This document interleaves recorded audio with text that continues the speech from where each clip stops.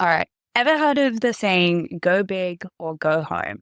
Well, today's scammer took that advice too seriously, except he forgot the part where going big also meant going to prison. Welcome to Dirty Money Files, where cons are bold, schemes are absurd, and consequences deliciously satisfying in a chef's kiss kind of way.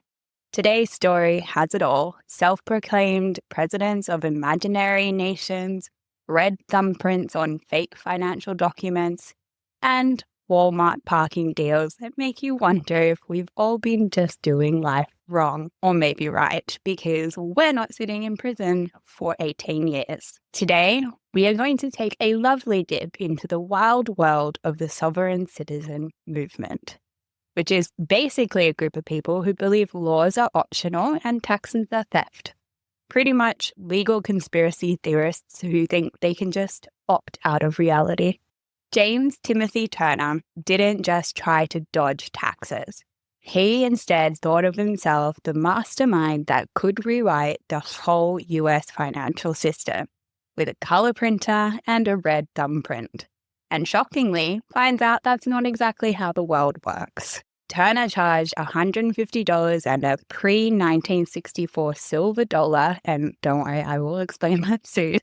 In order to teach people to create fake bonds, he claimed he would magically erase their debts, because nothing says "trust me" like demanding payment in an outdated currency.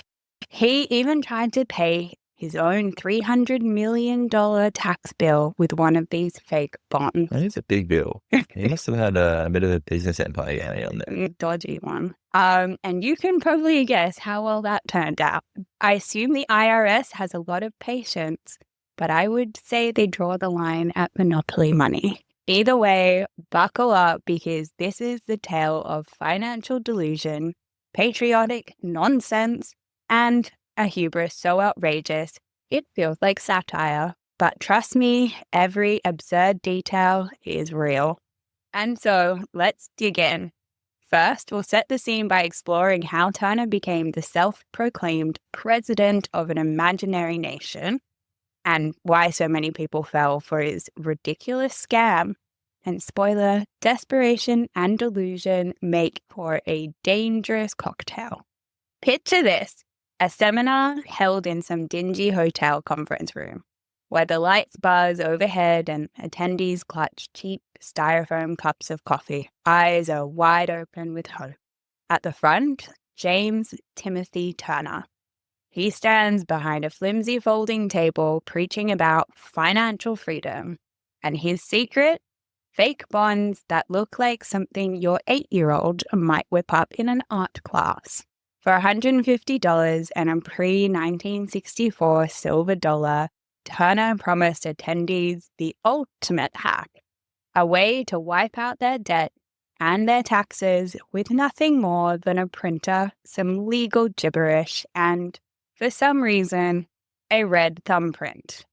It sounds like the setup for a bad comedy, but for Turner and his followers, it was real. So real, in fact, that Turner actually tried to pay his own $300 million tax bill with one of these fake bonds. Honestly, how does someone come up with this? And more importantly, how does anyone believe it? Well, to answer that, we need to start at the beginning, to the rise of James Timothy Turner and the fertile ground that made his scam possible. It's the late 2000s. The economy is in shambles, jobs are scarce, debt is skyrocketing, and foreclosures are rampant. People are desperate for a way out, and I think we know why we're here. Desperation is the perfect breeding ground for schemes like Turner's. James Timothy Turner, I like his name. It's a bit of a tongue twister. I like it. An Alabama native with an ego, unfortunately the size of his skinks. He wasn't just your average Joe tax dodger. No. He was full delusional, crowning himself the president of a completely made-up Republic for the United States of America, built entirely on sovereign citizen BS. To his followers, Turner wasn't just a guy with a plan. He was a savior. He offered hope to people drowning in debt promising them a way to beat the system that had, in their eyes, failed them. All they had to do was trust him and, of course, pay him. But before we move forward on that, let's talk about sovereign citizens. Sovereign citizens are basically, well, people who've decided that laws are more of a suggestion. Taxes, no thanks. Speed limits, not their vibe. Reality, yeah, they'll pass on that too. Their favorite hobby, flooding the courts with absolute gibberish, they call truth language. It's a chaotic cocktail of conspiracy buzzwords and fake legal nonsense. The judges hate it, the IRS hates it, and honestly, everyone hates it. But to these pelicans, it's just the apparent key to freedom. Turner used the sovereign citizen movement as a perfect front for his scam. He wrapped up his fake bond scheme in their legal bogus nonsense, giving it enough credibility to reel in the desperate and gullible. He wasn't just pushing financial freedom, he was selling it in a way to stick it to the man. And unfortunately, people bought it.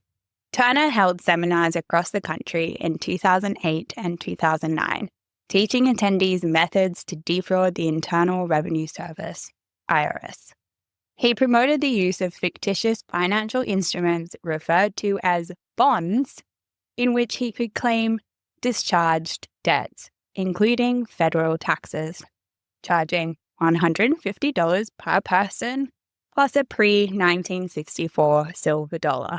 You need to know, is the silver dollar worth more or less than $150? Probably more. I mean, it's outdated currency. It'd be like a coin collector's dream, like Dad. I mean, yeah. Because like they use paper dollars now. Yeah, no, I know. I'm just curious what the value was at the time. Well, I don't know what the value was at the time, but I did like read a little bit about how people do collect it for the metal, the precious metal, like quality content or something, not just coin collection, because it was like 90% silver and like 10% nickel or something. I don't know. Anyway, so he charged these for reasons no one will ever really understand. Or maybe he just liked shiny things. But yes, the pre-1964 dollar is exactly what it sounds like, a silver dollar coin. His demand for silver dollars as seminar fees wasn't some random choice. These coins are made from real silver and are practically catnip for the sovereign citizens he targeted. Basically, sovereign citizens are obsessed with the idea that government-issued money is a scam and see precious metals like silver and gold as the only real currency. So by insisting on silver, Turner wasn't just getting paid, he was feeding their delusional anti-government ideals. Either way, his seminars provided information and strategies that were laughably simple.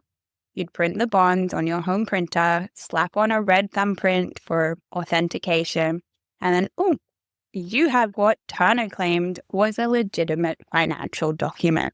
It honestly sounds like it was felony arts and crafts, but it gets even better regarding the distribution methods.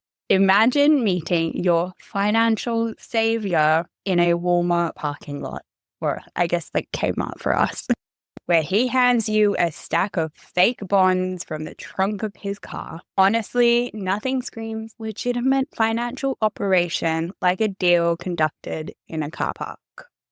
But for some of his more premium clients, like Thomas Fry, the pharmacist we'll hear more about later, Turner handed out these bonds personally, providing step-by-step instructions on how to use them. And the goal of these? Submit them to banks, creditors, or the IRS as payment for debts. Turner's followers were convinced, with some of them trying to use these bogus bonds to pay off mortgages and credit card debt. Imagine. Not that easy. I know, definitely right now. It's pretty expensive, though. So it's pretty expensive. True. If you're getting printed, I guess like those laser ones, or like they've got those heat ones now. Yeah. Maybe you would like argue less with your printer then. It's a serious financial commitment with bonds there. I hate the printer. Turner himself took things a little bit further, attempting to pay off his $300 million tax bill with one of these fake bonds. How many seminars is he giving? $150 for a seminar, and then he ends up with a $300 million I tax don't debt. know. I couldn't really find too much information prior to this, but like, Jesus, that's a lot of a tax debt. Anyway, shockingly, the IRS didn't accept it because it turns out the IRS prefers actual money over printer paper with a red thumbprint. Big government, you know? Yeah, who knew? In addition, he aided and embedded in sending at least 15 similar fictitious bonds to the Treasury to pay taxes and other debts. So James Turner wasn't just selling fake financial documents. He was selling a dream-ish.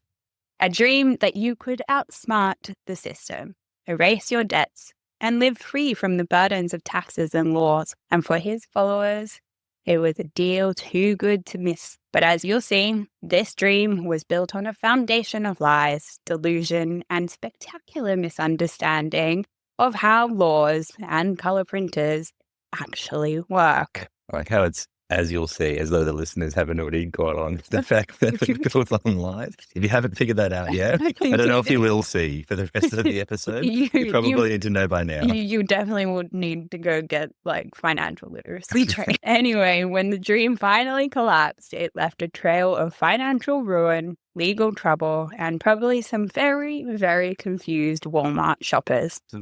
So at the heart of this scam were these documents that Turner swore could wipe out millions in debt. He called them bonds, but let's be real, they were just fancy bits of paper covered in official-sounding nonsense, random legal jargon, and one standout feature. What is money really? But, random jargon on a piece of paper. True. So now you get the sovereign citizens. Okay, well, I know where to find you next. You're going to be on TikTok, like, arguing. I'll be on a Google spiral. No, like, you've seen those, like, TikToks where, like, people are, like, actually arguing with cops. Yeah. I mean, they're all over Australia as well. It's not just, like, an American thing. Where was I? Turner claimed this thumbprint made bonds legally binding. Where he got that idea, who really knows? Either way, it was absolute rubbish. These documents were supposed to look official enough to fool banks and government agencies. But to anyone with a shred of financial literacy or really a brain, they were obviously fake. And yet, Turner sold these bonds to his followers with complete confidence, calling them the secret to financial freedom. In reality, though, they were just the fast track to financial disaster. And so, how did Turner keep his house of cards from collapsing straight away? The answer lies in three things: confidence, complexity, and desperation. First, Turner's confidence was his superpower. He sold his scam with such conviction that even skeptics started to wonder if there was something to it. Second, his pseudo-legal jargon he spouted was intentionally complex. The average person had no way of knowing whether what he said was legitimate or nonsense. And finally, Turner preyed on desperate people. When you're drowning in debt, you're more likely to cling to a life raft leaking one. This is like global financial crisis, right? Like 2008, 2009. Yeah. So people are very desperate at this point. Yeah, and I guess that makes sense that people tried to use it for the mortgages because it was the housing. Huge issue, yeah. Anyway, his scam was built on a foundation of false promises and bad printing techniques. But for a while, it worked. People believed in him, they believed in the fake bonds, and they believed they could outsmart the IRS with a piece of paper and a thumbprint. But no scam lasts forever, and Turner's time was running out. His followers weren't the only ones paying attention to him. So was the IRS, obviously. And when the government finally decided to crack down, they brought the full weight of the law with him, the real law, not fake law. And so, next up, we will dive in on how this ridiculous scheme unraveled and explore the fallout for everyone involved. Because when you go up against Uncle Sam, you better believe he doesn't play games. Every great scam has a breaking point, and for James Timothy Turner's, it came courtesy of a pharmacist, Thomas Fry.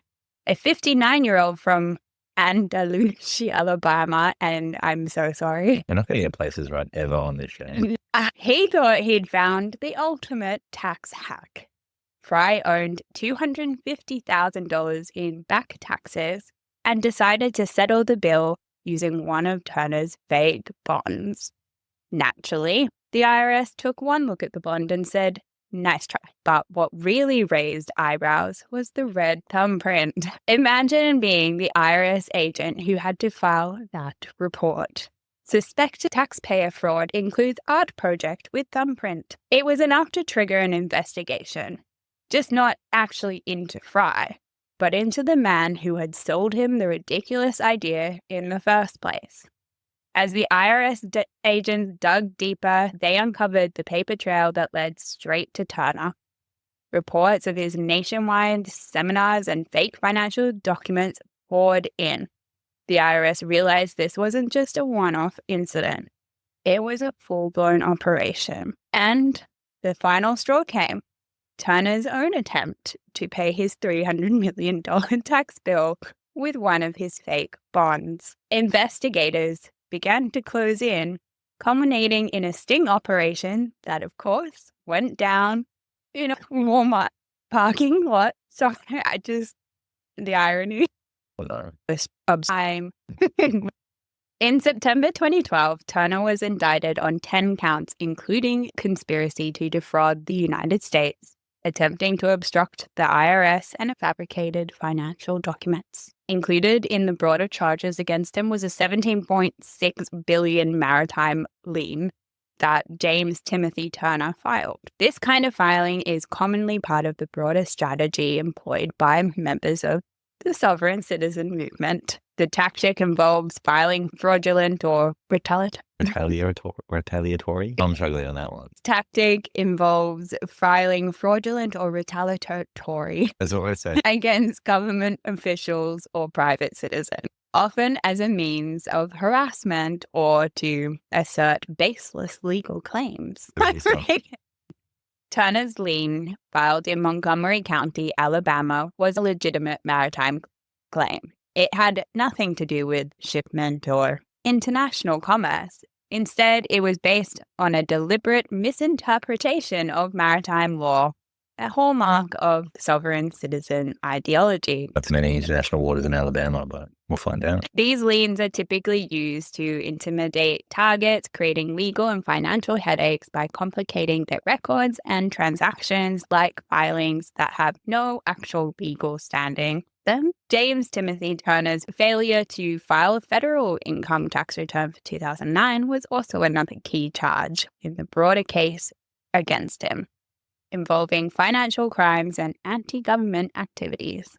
Turner earned taxable income primarily through seminars where he promoted his fraudulent tax evasion schemes, making him legally required to file under federal law. However, as a prominent figure in the sovereign citizen movement, Turner likely adhered to the unfounded belief that federal tax laws didn't apply to him, a claim that courts have previously consistently decided under the Internal Revenue Code that failing to file a tax return is a criminal offense, punishable by prison time or significant fines. In Turner's case, this additional charge was to show part of a larger pattern of tax evasion and obstruction that then, of course, strengthened the government's case. His refusal to comply with tax laws not only broke federal statutes, but also clearly showed his broader defiance of government authority, which we can see is a reoccurring element of his activities that ultimately led to his 18-year prison sentence. The trial that followed was nothing short of a spectacle. Federal prosecutor Justin Gelfand had the unenviable task of explaining to a jury why a red thumbprint on a piece of paper doesn't make it a legally binding financial document. Turner doubled down on his delusions. He argued that his bonds were legitimate and that he had uncovered secrets Washington didn't want the public to know. He painted himself a victim of the government's overreach, claiming he was being persecuted for exposing the truth. The jury saw things differently. On July 31, 2013, Turner was convicted on all counts. The judge handed him an 18-year prison sentence, one of the harshest ever given for this kind of financial fraud. The court ordered him to pay $26,021 in restitution to the IRS and imposed a 5-year term of supervised release following his prison term. In the end, the man who dreamed of a sovereign nation wound up in federal prison with more debt. Turner wasn't the only one who paid the price for this scam. His followers, many of them already financially struggling, found themselves in deeper trouble. Take, for example, Thomas Fry, the pharmacist who tried to pay off $250,000 of tax debt. And have good accountants give him advice, I guess. Thomas Fry, the pharmacist who tried to pay off his $250,000 tax debt with one of Turner's fake bonds, saw not financial freedom, but instead a 6-month prison sentence and probably a lifetime of regret. For Turner's victims, the consequences weren't just legal, they were personal and financial. People who attended his seminars were left with more mountains of debt and no real way to pay them off, and being humiliated from being duped. Worse, many of them genuinely believed Turner promises, only to discover their get-out-of-debt-free cards were nothing more than elaborate scraps of paper. This wasn't just a scam. It was a betrayal of trust, preying on people's anguish and desire for financial salvation. I think the lesson here is there's no such thing as a free ride, particularly out of tax debt. If someone tells you they've discovered a secret the government doesn't want you to know, they're either lying, delusional, or about to sell you something. When people feel trapped by debt, when they're drowning in bills and struggling to keep their heads above water, even the most ridiculous promises can sound like salvation. And that's exactly what Turner offered, no matter how illogical it was. And this is the part where we and society need to ask ourselves the hard questions. How did we get to a place where people were so desperate they thought fake bonds could actually solve their problems? Turner may have been the con man, but the system that he exploited, one where people felt powerless, concerned, and ignored, set this stage. Turner's conviction in 2013 might have been a win for the IRS, but it didn't spell the end of the sovereign citizen movement. If anything, the ideology has adapted in the digital age. Today, you can find YouTube channels, TikToks, and entire forums dedicated to spreading pseudo-legal theories and secrets about how to outsmart the government. And it's not just about tax scams anymore. The movement has inspired everything from fraudulent real estate scams to confrontations with law enforcement, like I was saying. The FBI classifies certain sovereign citizen extremists as domestic terrorism threats, which is a sign of how dangerous these ideals can be when taken to the extreme. Of course, for most followers, it's not about extremism. It's about desperation. Turner's followers weren't looking to overthrow the government. They were just looking to get out of debt. What makes these scams so treacherous is they prey on people who feel like they've run out of options. Scams like Turner's are very much still alive. The tactics might change, but the playbook stays the same. Exploit financial fear, promise an easy fix, and wrap it in enough legitimacy to make it believable. Today, instead of fake bonds, you've got crypto scams, online trading gurus, and influencers pushing get-rich-quick schemes on social media. And just like Turner's bonds, these scams often target the most vulnerable.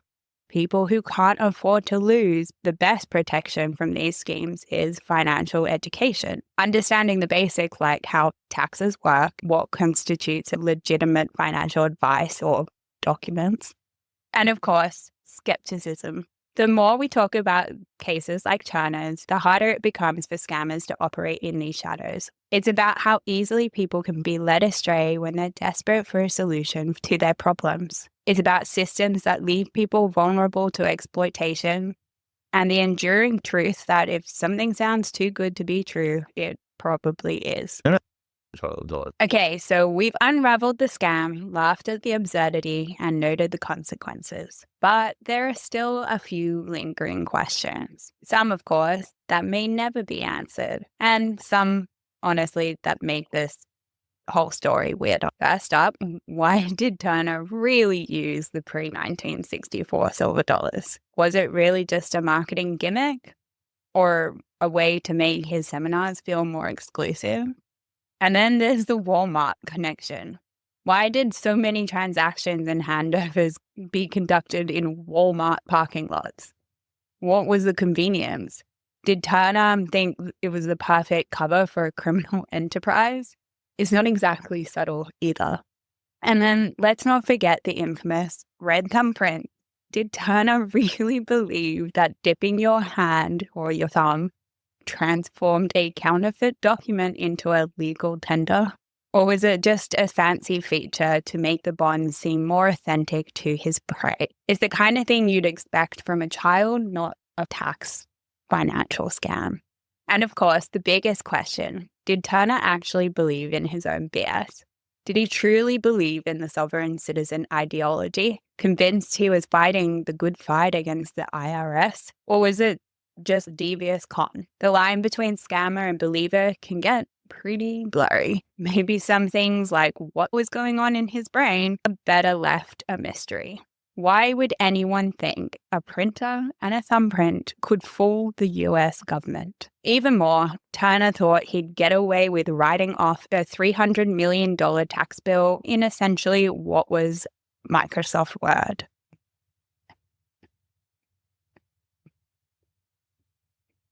But that's the story of James Timothy Turner, a man who dreamed of building a sovereign nation, but ended up with fake bonds, red thumbprints, and an 18-year stay in federal prison. It's the kind of story you couldn't make up if you tried. From seminars in dingy conference rooms to Walmart parking lot transactions, Turner's scam was as absurd as it was audacious. He promised his followers financial freedom with a printer and some pseudo-legal jargon. And for a while, they believed him. But as we've learned today, there's no such thing as a shortcut when it comes to taxes. And let's not forget the players in this story, the desperate followers who bought into the financial freedom dream, the IRS agents who had to decode Turner's nonsense, and the federal prosecutors who had to explain to a jury why monopoly money isn't legal tender. It's like a comedy of errors. So what's the takeaway?